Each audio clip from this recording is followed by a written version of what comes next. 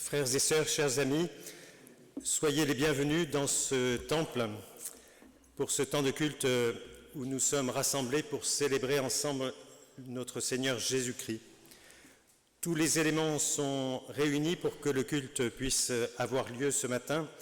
La Bible ouverte, j'allais dire les Bibles ouvertes, nous rappelle que Dieu, notre Père, nous parle aujourd'hui. Et puis derrière moi, il y a la croix vide qui attire notre attention sur la mort et la résurrection de Jésus, le Fils de Dieu. Tantôt, vous aviez presque une forme de guillotine, mais elle a été enlevée, heureusement. Elle a été remplacée par un échafaudage, mais ça, c'est autre chose. C'est pour nos divers travaux qui sont encore un peu en cours. Et puis, le plus important, c'est nous-mêmes, communauté rassemblée, pour se mettre ensemble à l'écoute de cette parole et pour essayer de faire monter vers le Seigneur nos louanges et aussi nos prières. Voici le temps de culte qui fait renaître en nous le désir et aussi l'attente. Voici ce temps où Dieu nous précède, où Dieu nous invite ainsi au calme et à l'écoute. Voici le culte où sa parole ouvre à nouveau un espace pour notre vie et dans notre vie, pour accueillir et pour aimer, pour recevoir et pour donner. Alors, frères et sœurs, chers amis, laissons-nous entraîner dans la joie de tous ceux et toutes celles qui, autrefois comme aujourd'hui, ont reconnu ainsi en Jésus-Christ leur Sauveur et leur Maître. Oui, loué soit le Seigneur, et merci Seigneur Dieu de nous donner par ton Fils Jésus-Christ, notre Seigneur et Sauveur, la paix et la grâce dans cette pleine communion du Saint-Esprit. Amen. Et je vous invite à chanter au cantique 41-16, les 3 strophes de ce cantique 41-16. Nous te célébrons, c'est page 583. 41-16, les 3 strophes.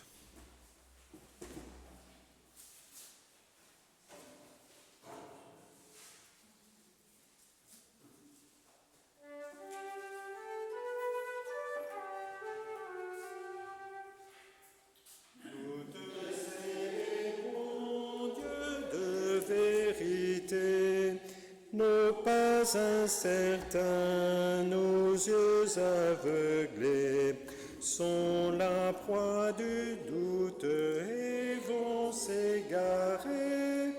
Éclaire nos routes de vive clarté. Nous te célébrons, Dieu de vérité, des murs élevés nous font prisonniers, en nous renouvelle la vraie liberté, dont Jésus révèle la réalité. Nous te célébrons, Dieu de vérité, la haine et la peur dessèchent nos cœurs, l'Esprit les ranime, l'amour les remplit, la croix illumine ta fidélité. Envoie sur nous, Seigneur, ta lumière et ta vérité, qu'elle nous guide et nous conduise. Avec le psalmiste, nous voulons dire « J'irai vers l'autel de Dieu, du Dieu de ma joie et de mon allégresse, et je te célébrerai, ô Dieu, mon Seigneur. » Merci pour ta parole de vie, pour la bonne nouvelle du salut. En Église, nous te louons, Seigneur. Pour l'eau du baptême, pour le don de l'Esprit, en Église, nous te louons, Seigneur. Merci pour le pain descendu du ciel et qui donne ainsi la vie au monde. En Église, nous te louons, Seigneur. Merci pour ton sang versé sur la croix, le sang de la nouvelle alliance. En Église, nous te louons, Seigneur. Amen. Et je vous invite à chanter au psaume 134, les strophes 1 et 2 du psaume 134.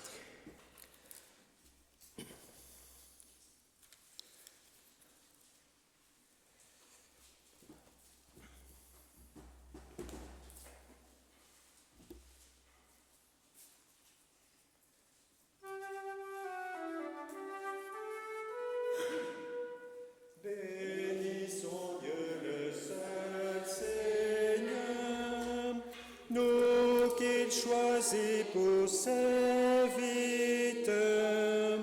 Levons nos mains dans sa maison pour bénir et louer son nom. Ne cessons pas de le prier, demandons pour le monde entier, pour tous ceux qui le chercheront, la paix qui nous vient de Sion.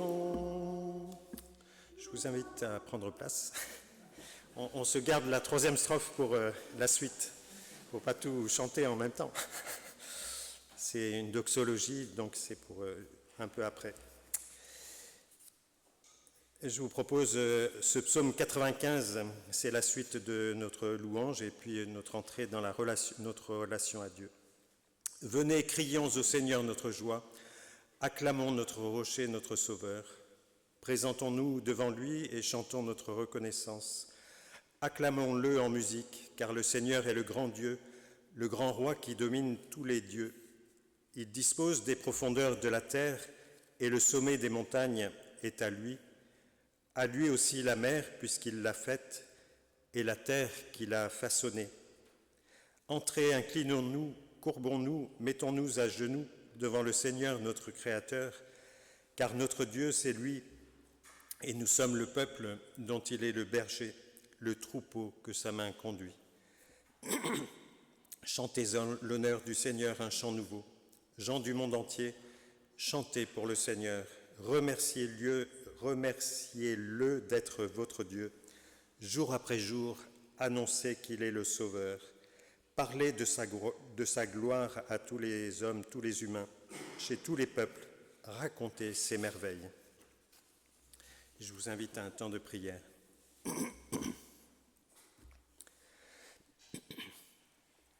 Seigneur, merci parce que tu nous rappelles que la rivière ne pourrait plus couler si elle refusait la source. La lumière ne pourrait plus briller si elle refusait le soleil.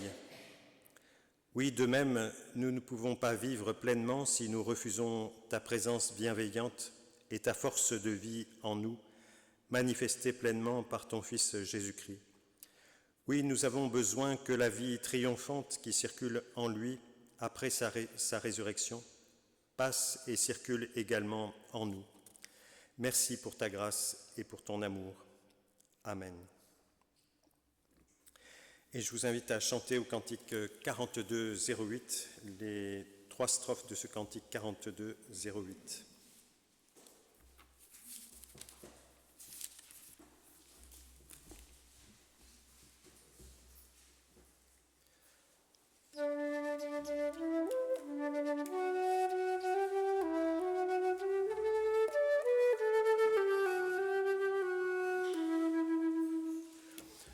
Toi qui disposes de toutes choses et nous les donnes chaque jour, reçois au Père notre prière de reconnaissance et d'amour.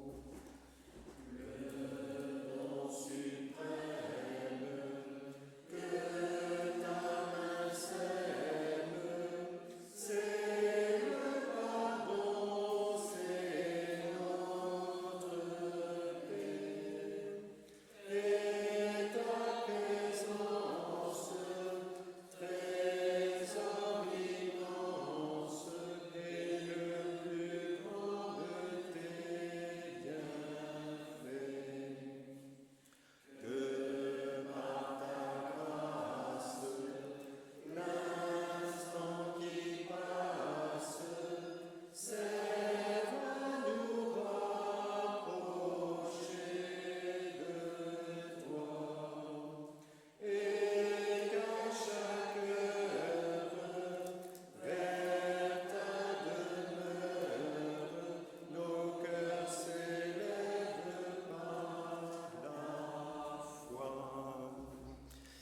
qu'il faut que l'on pense à dire à notre chef de chœur Yvette que ce cantique, on peut le chanter à 4 voix, il est splendide, je pense. Et c'est un de nos best-sellers, enfin de nos tubes, entre autres, avec À toi la gloire et d'autres, mais voilà. Je vous invite à un temps de prière. Oui, Seigneur Dieu, tu nous as donné Jésus, la vraie lumière qui, en venant dans le monde, illumine toute notre humanité. Seigneur, merci parce que tu nous rappelles que la rivière ne pourrait plus couler, effectivement, si elle refusait la source. La lumière ne pourrait plus briller si elle refusait le soleil. Oui, nous avons besoin de ta présence bienveillante, de ta force de vie en nous. Merci parce que tu t'es abaissé afin de nous élever, tu t'es fait pauvre afin de nous enrichir, tu es venu à nous afin que nous allions à toi. Tu as été un homme comme nous, mais sans péché, afin de nous faire participer à la vie éternelle. Et tu as fait de nous des disciples. Tu nous envoies dans le monde. Par ton Saint-Esprit, montre-nous ainsi le chemin qui mène à toi. Ouvre nos yeux à ta lumière, afin que nous devenions tes témoins par toute notre vie. Amen.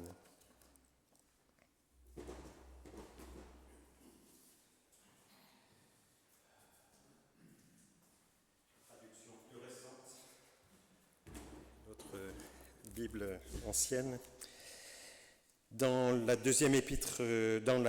première épître de Pierre, nous lisons au chapitre 2, les versets 1 et suivants. Rejetez donc toute forme de méchanceté, tout mensonge, ainsi que l'hypocrisie, la jalousie, les bavardages malveillants. Soyez semblables à des enfants nouveau-nés, désirez sans cesse le lait spirituel et pur, afin qu'en le buvant, vous grandissiez et soyez sauvés. En effet, comme le déclare l'Écriture, vous avez constaté combien le Seigneur est bon. Approchez-vous du Seigneur, la pierre vivante, rejetée par les hommes, mais choisie par Dieu, qui l'a jugée précieuse. Approchez-vous pour que vous aussi, comme des pierres vivantes, vous soyez utilisés dans la construction du temple spirituel. Vous y formerez un groupe de prêtres saints chargés d'offrir à Dieu des sacrifices spirituels qui lui soient agréables par Jésus-Christ. Car voici ce que déclare l'Écriture. J'ai choisi une pierre de valeur que je pose maintenant comme pierre d'angle en Sion. Et celui qui croit en elle ne sera jamais déçu. Cette pierre est d'une grande valeur pour vous qui croyez, mais pour ceux qui ne croient pas, la pierre que les bâtisseurs avaient rejetée est devenue la pierre principale. Et ailleurs, il est dit encore, c'est la pierre qui fait trébucher les hommes, le rocher qui les fait tomber. Ils ont trébuché parce qu'ils ont refusé de croire à la parole, et c'est à cela qu'ils étaient destinés. Mais vous, vous êtes la race choisie, les prêtres du roi, la nation sainte, le peuple qui appartient à Dieu. Vous avez été choisis afin de proclamer les œuvres magnifiques de Dieu qui vous a appelés à passer de l'obscurité à sa merveilleuse lumière. Autrefois, vous n'étiez pas le peuple de Dieu, mais maintenant vous êtes son peuple. Autrefois, vous étiez privés de la pitié de Dieu, mais maintenant, elle vous a été accordée.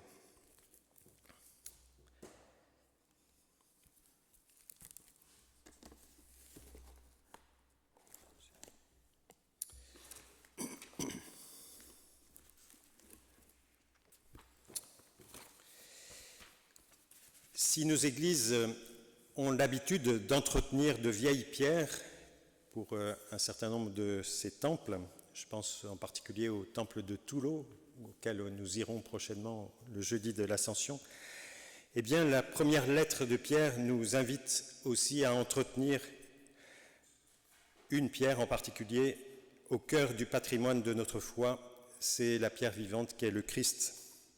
Et Pierre utilise 3 images différentes pour parler du Christ. D'abord, il y a la pierre vivante qui nous rappelle ainsi que le Christ n'est pas un objet inerte, mais bien le sujet d'une relation vivante et dynamique. Ensuite, il y a la pierre d'angle qui fait symboliquement tenir toute la maison, comme le Christ fait tenir aussi notre foi. Et notre temple ici a été construit aussi avec une pierre d'angle. Il y en a sans doute plusieurs, mais en tout cas, il y en a une qui est un peu la source de cette construction et aussi de ce cheminement de foi et de confiance et d'espérance. Et enfin, il y a aussi la pierre d'appui sur laquelle nous pouvons nous reposer dans la longue marche de la vie. Et quand bien même toute autre pierre tomberait, il restera toujours cette pierre solide, ferme et vivante au cœur même de notre foi, qui nous invite, nous aussi, à devenir des pierres vivantes pour essayer de porter ensemble ce beau témoignage de Jésus-Christ. Oui, chers amis, frères et sœurs, les disciples de Jésus sont aussi fiers de leur temple. Ils sont admiratifs. Quelle belle pierre, quelle grande construction, pourrait-on dire. Et leur admiration est bien compréhensible. Que des êtres humains aient pu ainsi construire un tel édifice, nous pouvons penser bien sûr au temple de Jérusalem, pour la gloire de Dieu, est vraiment admirable. Et toute proportion gardée, nous pouvons aussi être fiers, nous aussi, de nos temples, fiers de pouvoir les utiliser.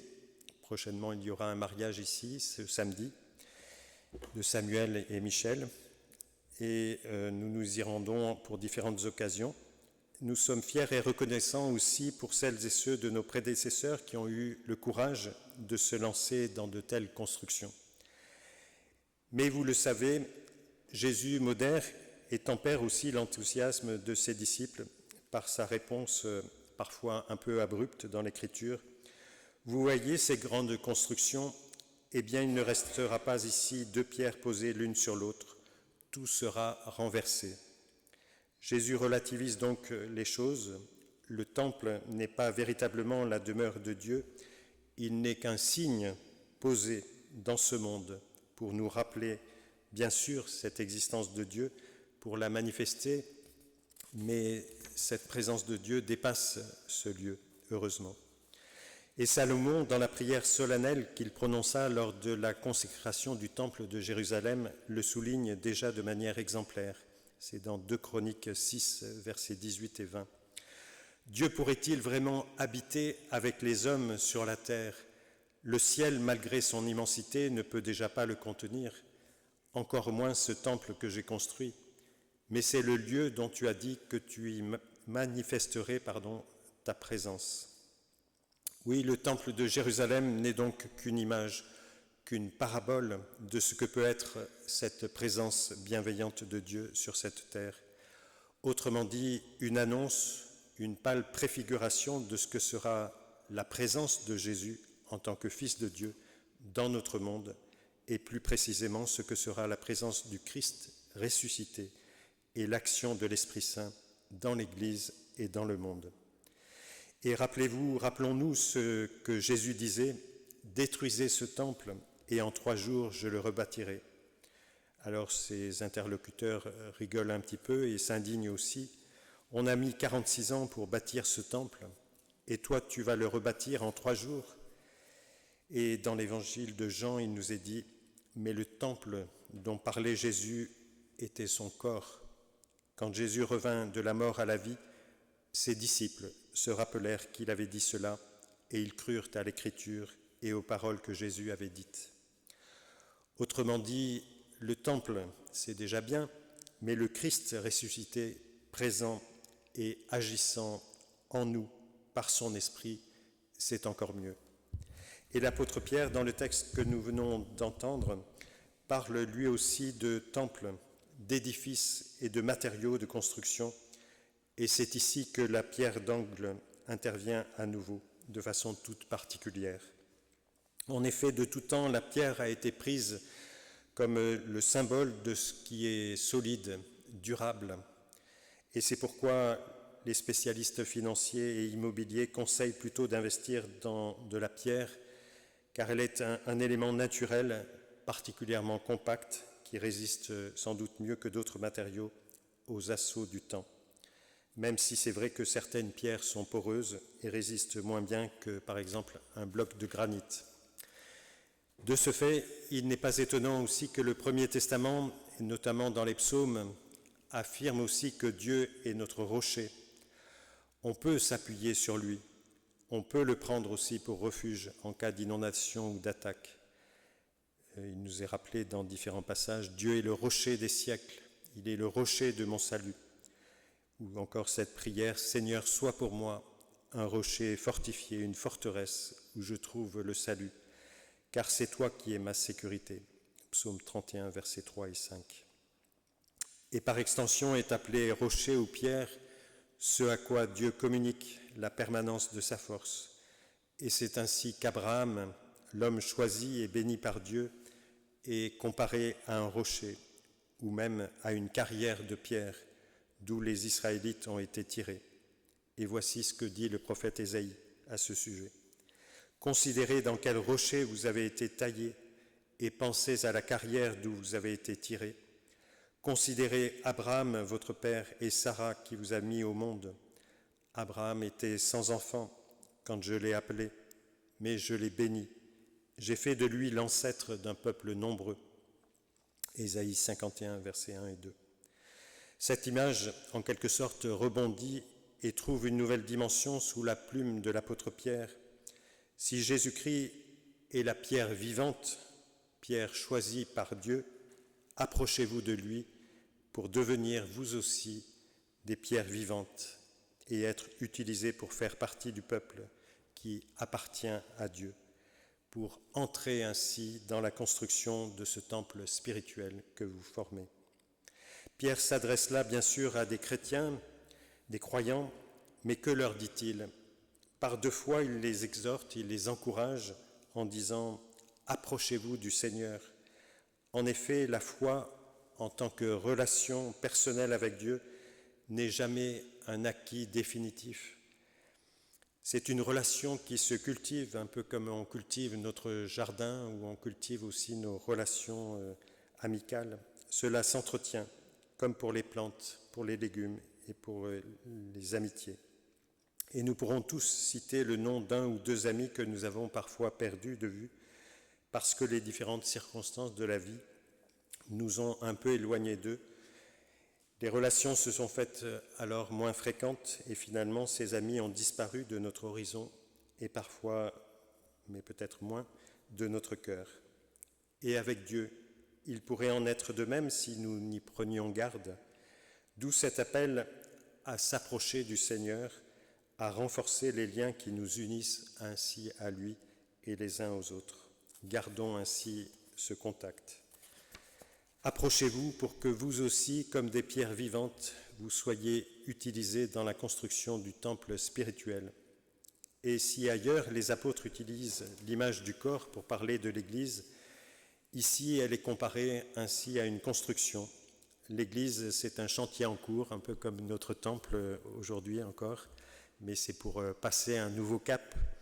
Dieu en est à la fois l'architecte et le maître d'œuvre, et si nous le voulons, si nous nous mettons à sa disposition, ou nous nous rendons plutôt disponibles, le Seigneur pourra nous utiliser, non pour que nous puissions apporter notre pierre à l'édifice, mais pour devenir nous-mêmes pierre vivante dans cet édifice spirituel, et pour que le Seigneur nous trouve ainsi une place dans ce grand plan d'ensemble.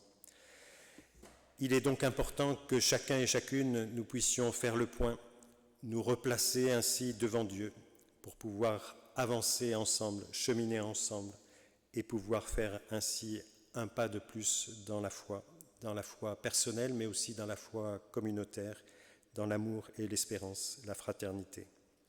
Oui, nous avons à redécouvrir et à approfondir ainsi le sens du baptême et de la Sainte Seine, deux sacrements importants pour nous. Redécouvrir aussi l'importance de la mort et de la résurrection de Jésus-Christ pour nous aujourd'hui. En effet, sa mort sur la croix nous permet d'être réconciliés avec Dieu. Sa mort, c'est aussi notre vie, et sa résurrection nous ouvre ainsi les portes de l'espérance en attendant le royaume que le Seigneur prépare et en attendant la fin du chantier de l'Église. Car vous êtes tous, toutes et tous, un peuple de prêtres. Vous êtes, vous tous, une nation sainte. Vous tous, la part personnelle de Dieu. Vous tous, vous avez obtenu miséricorde. Et il y a trois malheurs dans la vie. Vouloir se distinguer par soi-même et s'y épuiser en vain. et si on y arrive, c'est parfois, en tout cas dans notre société moderne, souvent après avoir écrasé les autres, ou encore n'être distingué par personne et vivre toujours à l'ombre de sa faim et de son manque, et c'est là dépérir de tristesse, ou encore être plaint par tout le monde, mais la commisération des autres en rajoute encore au doute que l'on a parfois sur soi. Alors il y a un seul et unique bonheur, et qui est essentiel, celui d'être distingué, aimé, reconnu et apprécié par un autre que notre seule existence rend heureux. C'est cela qu'est Dieu pour chacun et chacune d'entre nous, celui qui nous distingue, nous appelle et nous construit chaque jour. Son haut fait, c'est tout simplement son amour pour nous. Nous n'avions pas obtenu miséricorde, nous étions suffisants, oubliés, pitoyables, mais maintenant nous avons obtenu miséricorde. Voilà la merveille de notre vie présente et de notre vie qui vient.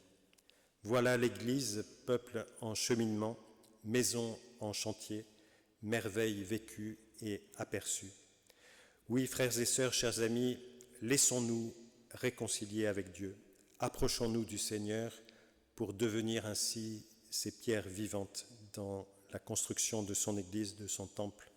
Faisons un pas de plus vers lui en lui faisant davantage confiance, en nous mettant plus souvent à l'écoute de sa parole et en nous adressant plus souvent à notre Père dans la prière.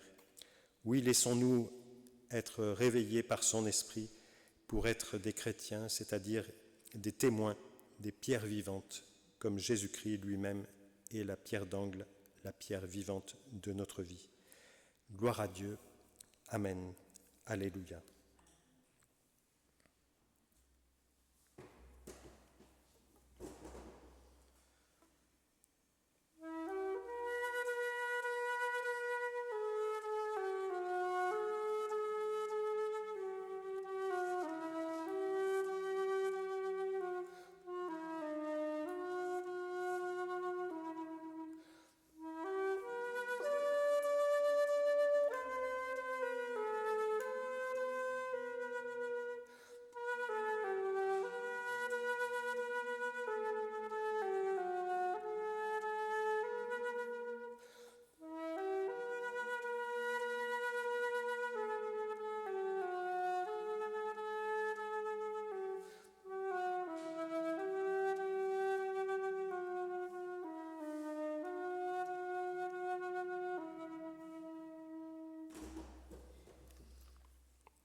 Et je nous invite à chanter au cantique 2407.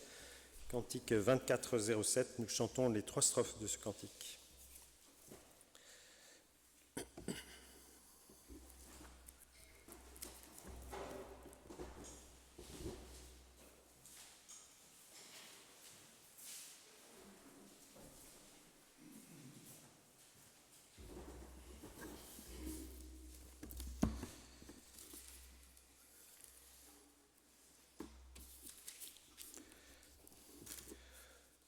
De toi, Seigneur, nous vient le don. De toi, Seigneur, nous vient le don du repas de la fête. En ce désert où nous marchons, toujours tu nous la prêtes. Richesse en notre pauvreté, réponse à notre attente, ta Pâque nous rassemble. Ce feu que tu vins allumer enflamme notre monde, foyer visible d'unité, bonté qui nous inonde. L'amour bâtit la communion sur cette unique pierre pour notre terre entière.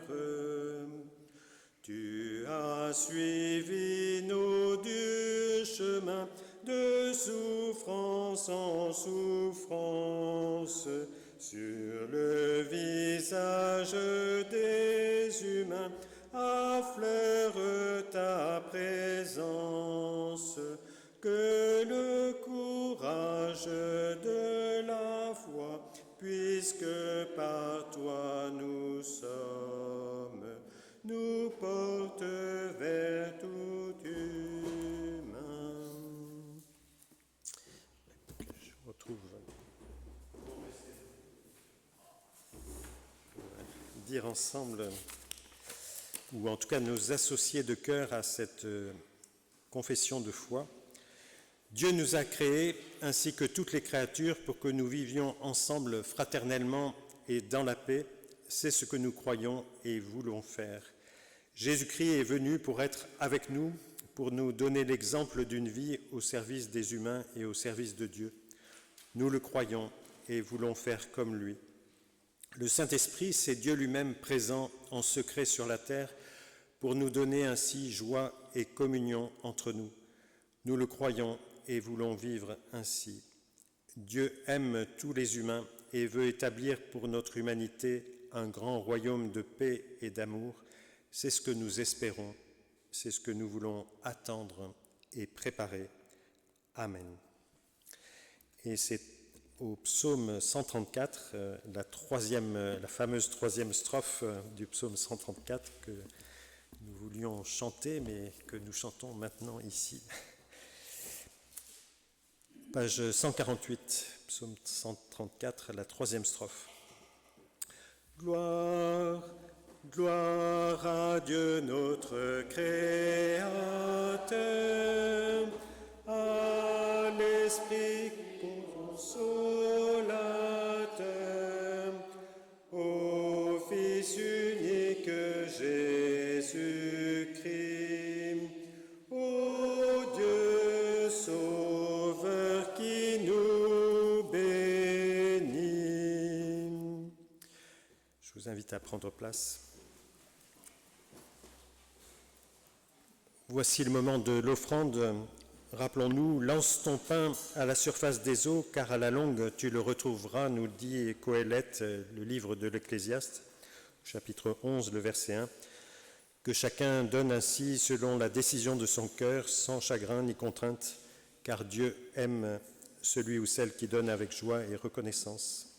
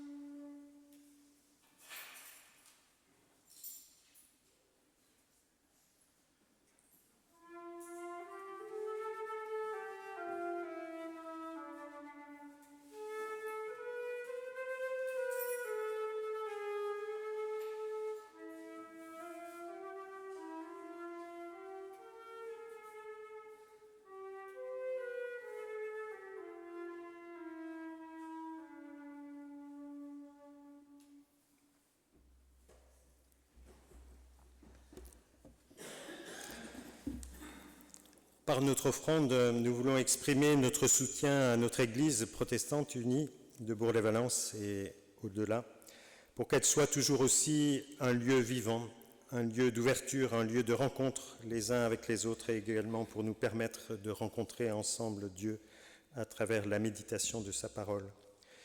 Oui Seigneur, merci pour tout ce que tu nous as donné, la vie, le sens de la vie et aussi la fraternité.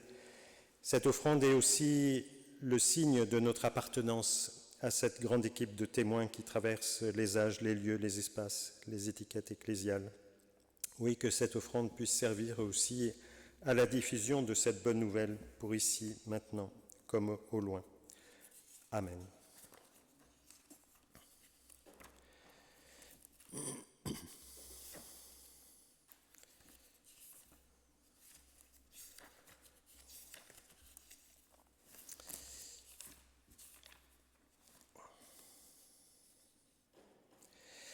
Les annonces pour cette semaine qui vient. Nous aurons la réunion du consistoire mardi 12 à 20h à la rue Roseron à Tournon. Je pense que c'est Jean-Luc Maléco et moi-même qui y participons. Voilà. Mercredi 13, il y aura à 15h le culte à la résidence du Clos Rousset à Saint-Marcel-les-Valences. Jeudi 14, il y a le culte de l'Ascension qui est à 10h, donc à Toulon. Et je serai présent avec, j'espère, quelques-uns d'entre nous. Il y a possibilité peut-être de faire du covoiturage. Je ne sais pas, Toulon, il faut combien de temps? Il faut une demi-heure? Se donner un peu de marge de manœuvre? À peine. Mais en tout cas, pour le prédicateur, je partirai sans doute, je partirai à 9h15 ou quelque chose comme ça. Je pense que je ferai un petit saut ici. Si jamais il y a du monde vers 9h15, je prends. Vendredi, j'aurai une rencontre avec Francis Roméas et Christian, j'ai oublié son nom de famille, qui étaient venus pendant que nous avions la chorale donc à l'église. Là. Ils voulaient me voir sans doute pour essayer de voir peut-être un partenariat. C'est eux qui font partie du Carrefour chrétien, comment ça s'appelle, le CCDA, oui, Carrefour chrétien Dromardèche, voilà. Et donc ils étaient heureux d'être accueillis ici. Donc voilà, ils nous ont donné une participation pour l'utilisation du temple. Et à 14h, nous aurons le café œcuménique ici même. Samedi 16, donc, nous aurons le mariage, la bénédiction religieuse de mariage de Samuel Badjang et Michel Nguina. Donc voilà, ils habitent Bourg-les-Valences. Je pense qu'ils sont déjà venus une ou deux fois dans le temple. Donc voilà.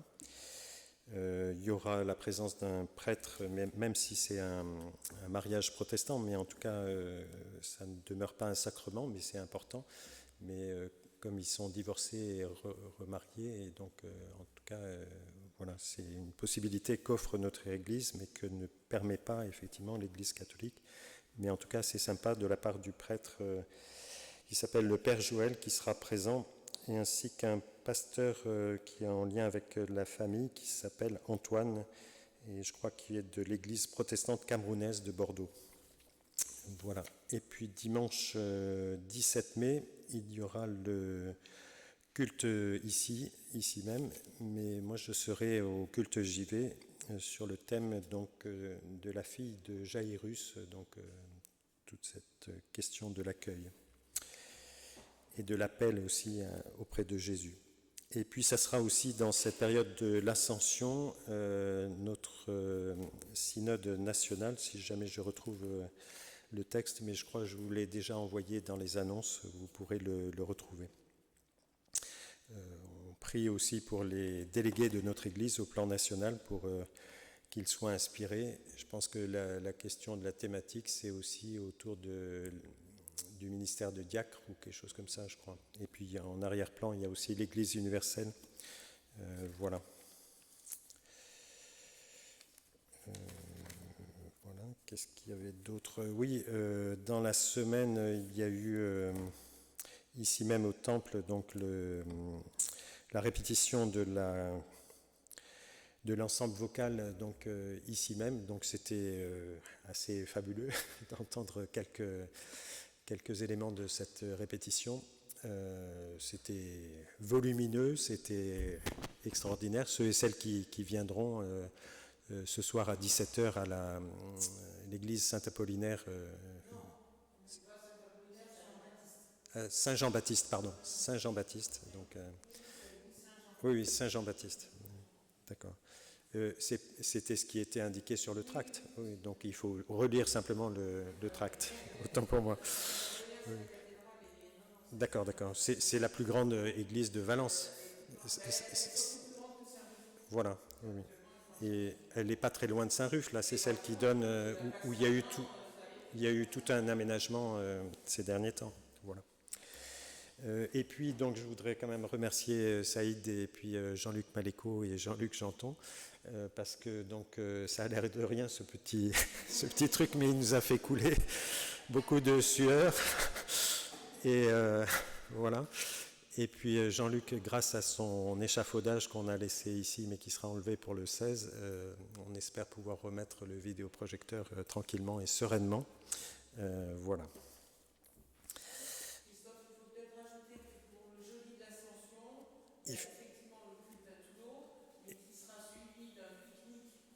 Tirer des sacs, oui. Mm. Oui, oui, oui, tout à fait. Normalement, on espère aussi, mais bon, on, on se réfugie. Oui, oui, oui, c'est notre sortie V2R à Toulouse.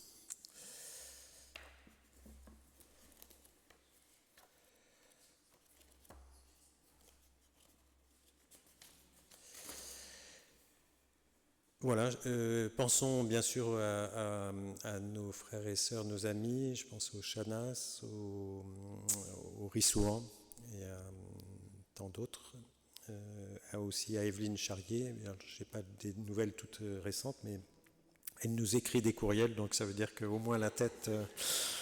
Donc, pour ceux qui ne savent pas, Evelyne Charrier s'est endormie au volant et donc elle a atterri dans un jardin. Heureusement, elle n'a tué personne et elle ne s'est pas tuée non plus parce qu'elle aurait pu se blesser.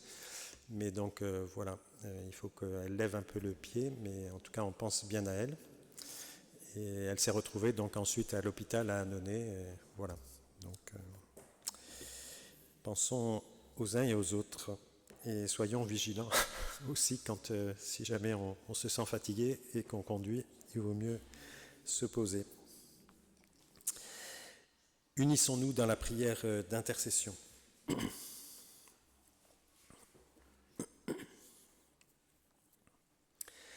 Oui, Seigneur, notre Dieu et notre Père, des pierres ont été assemblées ici et pour nos temples il y a bien longtemps pour former un seul édifice. Et de la même façon, Seigneur, tu continues à unir par ta parole et dans une commune adoration tous tes enfants, des plus jeunes aux plus âgés, pauvres ou riches, ignorants ou savants, heureux ou malheureux. Fais, Seigneur, que nous soyons toutes et tous ici, dans notre temps et aussi au milieu de notre cité, les pierres vivantes de ton Église, les membres unis du corps du Christ, pour la gloire de ton nom et aussi pour le service de tous les humains.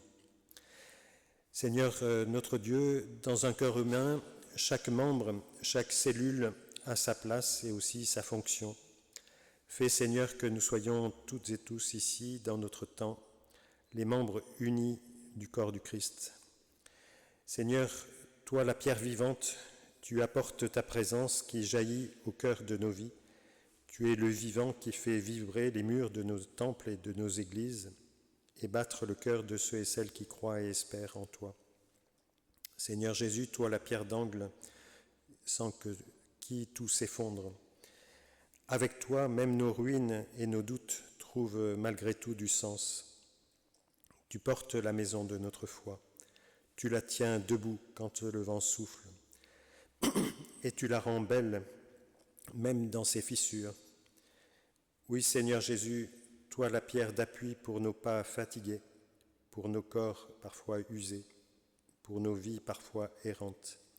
Tu es le roc sur lequel nous pouvons poser ainsi le poids de nos vies. Oui, Seigneur Jésus, fais de nous des ouvriers et des ouvrières de paix, des pierres vivantes, unies non par le ciment des habitudes ou des traditions, mais bien par ton Saint-Esprit qui édifie. Ainsi que ces pierres que nous sommes laissent filtrer la lumière étonnante de ton règne d'amour, de justice, d'espérance et de paix.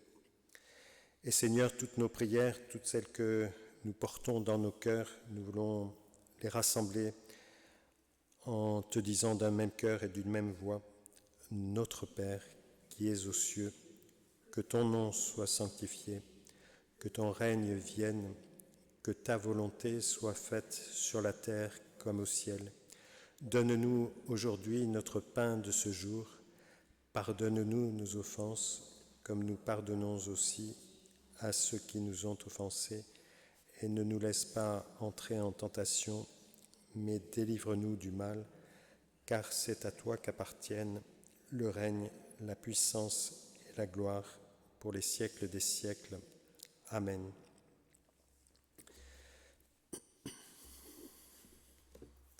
Je vous invite à vous lever pour recevoir ensemble ces paroles d'envoi et de bénédiction de la part du Seigneur. Oui, que nos louanges, nos prières continuent à monter sans cesse vers Dieu notre Père, que l'évangile du Christ, le crucifié mais aussi le ressuscité, le glorifié, continue à être fidèlement prêché et annoncé. Que le Saint-Esprit continue aussi à agir en chacun et chacune d'entre nous, et il fasse de nous les témoins de sa grâce, de son amour. Allons et restons dans la paix du Seigneur notre Dieu. Oui, frères et sœurs, que le Dieu de tendresse qui a levé Jésus-Christ d'entre les morts fasse lever en nous ce qui est mort et nous conduise ainsi à la vie. Allons dans sa paix. Que le Seigneur fasse rayonner l'habit de lumière qu'il a posé sur chacun et chacune d'entre nous et qu'il nous garde ainsi présents dans son amour. Le Seigneur est avec nous tous et nous toutes. Que le Dieu de toute promesse fasse lever en nous la plus belle des moissons et nous transforme en semeurs de son royaume. Le Seigneur Jésus le Christ nous bénisse et nous garde tous les jours de notre vie. Amen. Et je vous invite à chanter au cantique 33-35, cantique 33-35, page 435, 33-35.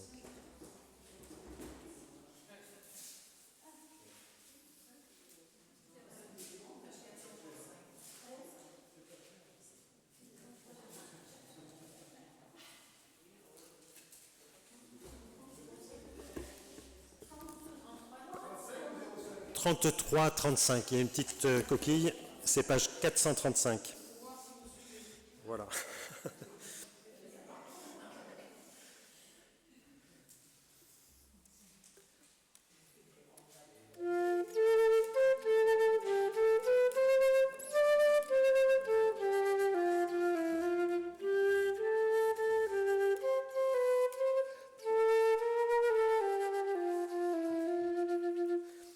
Jésus Sauveur, nous t'acclamons et dans nos vies nous t'accueillons. À toi la gloire, à toi l'honneur, à toi le règne au grand vainqueur. Prends-nous Jésus pour te servir et pour t'aimer, pour t'obéir. Affranchis-nous de toute peur, seul roi, seul maître et seul Seigneur.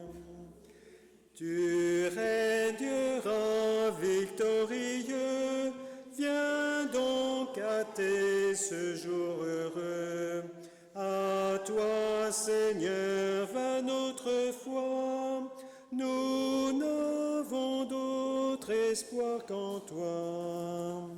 J'ai fait une petite variante, mais normalement il y a plusieurs, là j'ai fait la voix de basse, mais à 4 voix, il est splendide là aussi. C'est un autre chant qu'il faut signaler à notre chef de chœur, bien-aimé Yvette, qui nous entend en replay après. On lui fait tout un programme. Bon dimanche à chacune et chacun.